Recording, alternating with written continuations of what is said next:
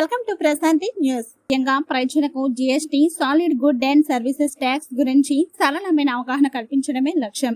ఈ కార్యక్రమం ద్వారా జీఎస్టీ ద్వారా లభించే ప్రయోజనాలు, పన్ను విధానం, సులభత, వ్యాపారులకు వచ్చే ఆదాయ వ్యత్యాసాలు మరియు ప్రభుత్వం అందించే సౌకర్యాలపై స్పష్టమైన సమాచారం ఇవ్వబడుతూ ఉంటుంది.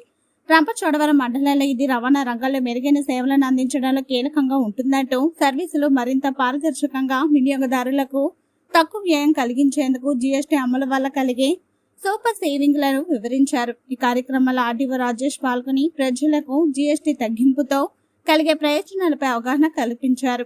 స్థానిక షోరూమ్ డీలర్లు సంయుక్తంగా మోటార్ సైకిళ్లు, కార్లతో బైక్ అండ్ కార్ ర్యాలీ నిర్వహించారు. వాహనాలపై భారీగా జీఎస్టీ తగ్గడం వినియోగదారులకు అనుకూలంగా ఉందని, దీనివల్ల వాహనాల ధరలు మరింత అందుబాటులోకి వస్తాయని అంటూ అధికారులు తెలిపారు. ప్రజలు స్వచ్ఛందంగా పాల్గొని జీఎస్టీ విధానంపై అవగాహన పెంపొందించుకున్నారు. ఈ కార్యక్రమంలో షోరూమ్ డీలర్స్ యువత భారీ ఎత్తున పాల్గొన్నారు. వాళ్ళ వెహికల్స్ తోటి కూడా ఈ ర్యాలీలో పార్టిసిపేట్ చేశారు. ముఖ్యంగా ఈ super GST, super savings programme ని మనం పబ్లిసైజ్ చేయడానికి ఒక ముఖ్య ఉద్దేశం ఏంటంటే, వెహికల్స్ రేట్లు అన్ని కూడా ఈ జీఎస్టీ తగ్గింపు వల్ల వెహికల్స్ రేటే కాకుండా ఈ ఇన్సూరెన్స్, వెహికల్ ఇన్సూరెన్స్ కానీ అన్ని కూడా తగ్గినాయి.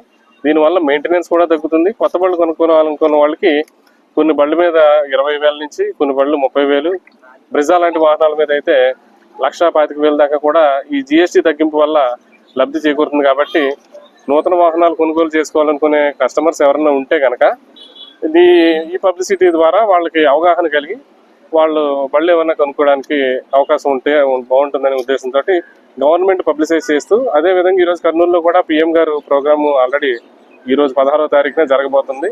అది కూడా ఇదే ప్రోగ్రాము. మా ట్రాన్స్పోర్ట్ డిపార్ట్మెంట్ తరఫున వెహికల్ సంబంధించింది కాబట్టి వెహికల్ షోరూమ్స్ వాళ్ళతోటి, వెహికల్ డీలర్స్ తోటి ఈ కార్యక్రమం ఏర్పాటు చేయడం జరిగిందండి.